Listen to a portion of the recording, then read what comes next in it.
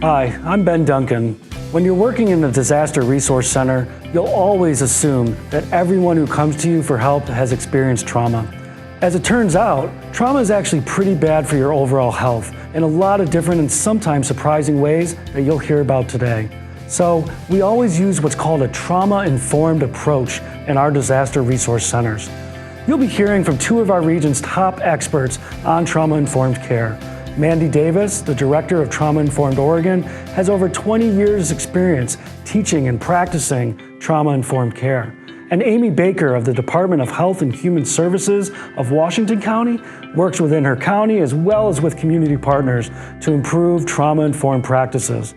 What these experts have to share with you is extra important in times of emergency. So thank you for taking the time to learn some new skills before disaster strikes. Don't forget, this is part of a series all about operating disaster resource centers, and we have lots of other topics you're welcome to check out. Okay, let's go see today's experts. Hi, I'm Mandy Davis, and welcome to my office here at Trauma-Informed Oregon.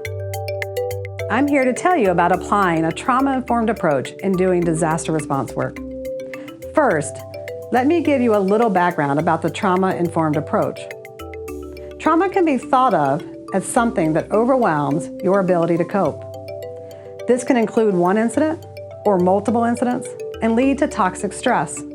Toxic stress takes a toll on our bodies and mind and impacts our ability to engage in services.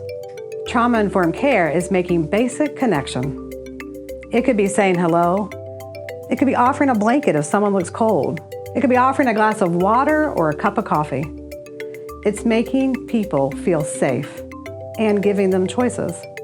It's using our understanding of the impact of toxic stress, not only on ourselves, but also on the people we work with. In disaster work, it's recommended to take a universal precaution approach. Now, what this means is we provide services assuming people have experienced or are currently experiencing significant stress or trauma. This means that no matter why we're setting up a disaster resource center, we can assume that those coming in have experienced trauma.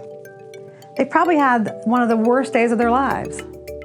Even in the case of extreme weather, we're serving communities that are experiencing trauma. How we respond is part of the solution. Hi, I'm Amy Baker, and welcome to Washington County Health and Human Services. People who've experienced trauma learn that the world is unsafe, and that makes things scary. We want to give all kinds of messages of safety. People feel a loss of control, so one great way to help with that is to offer choice whenever possible. Of course, this is a balancing act. We also don't want to overwhelm the person with too many decisions all at once. But if you pay attention to how they're responding, you can help by giving them choices they can make for themselves. Think about offering 3 choices, such as would you like water or tea or nothing. When you're experiencing trauma, your stress response is activated. Your mind is racing. There's so much sensory information coming in and it's difficult to handle.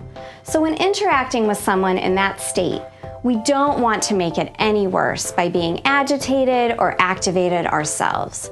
A big part of trauma-informed care is being self-aware. If you're both activated, then all of a sudden everyone's experiencing trauma and having a rough time. If you stay regulated and centered, it not only allows you to remain available, but can be very helpful for the other person as well. One way to connect with people is through basic needs. For example, if someone's standing out in the rain, bring them a rain jacket. Just give them the choice to either take it or say no. The idea is to have something specific and useful that they can say yes or no to, in hopes that it might help you connect to them and even lead to them accepting other assistance. Have a granola bar in your hand, or that raincoat, or something else you think someone might need.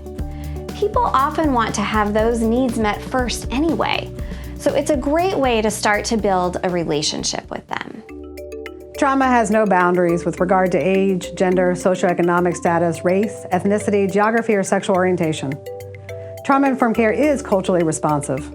Cultural considerations are covered in another segment of this series, and understanding the relationship between culture and trauma will help in the way you're able to respond to guests in the Disaster Resource Center.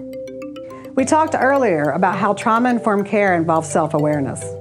Don't forget that this extends to your own comfort levels too. If you aren't comfortable with doing something, then don't do it. It might even do more harm than good. Be aware of your own comfort levels and other people's comfort levels without judgment. If you're wanting to learn more about trauma, Trauma-Informed Oregon has great resources online. Multnomah County also has a number of classes and series around trauma-informed work that are really helpful. You'll find information and links for all of those things in the resource section.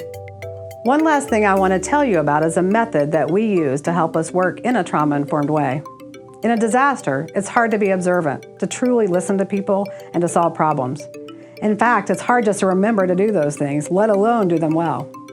So we use the World Health Organization's model of look, listen, and link to help stay on track working in a disaster resource center.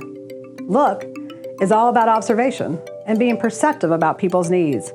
Look for safety issues, for people with urgent basic needs, and for people deeply in distress.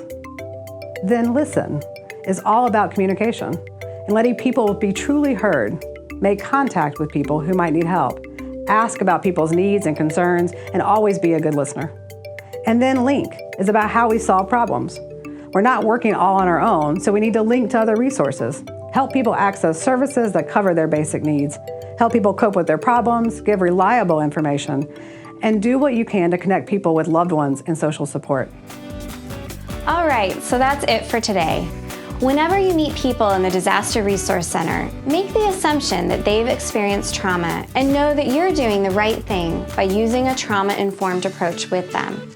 Also, remember to use look, listen, and link to guide your observations, communication, and problem solving during an emergency. Don't forget that we have a whole series of training all about operating a DRC, and you're welcome to check out our other topics as well. Thanks for watching.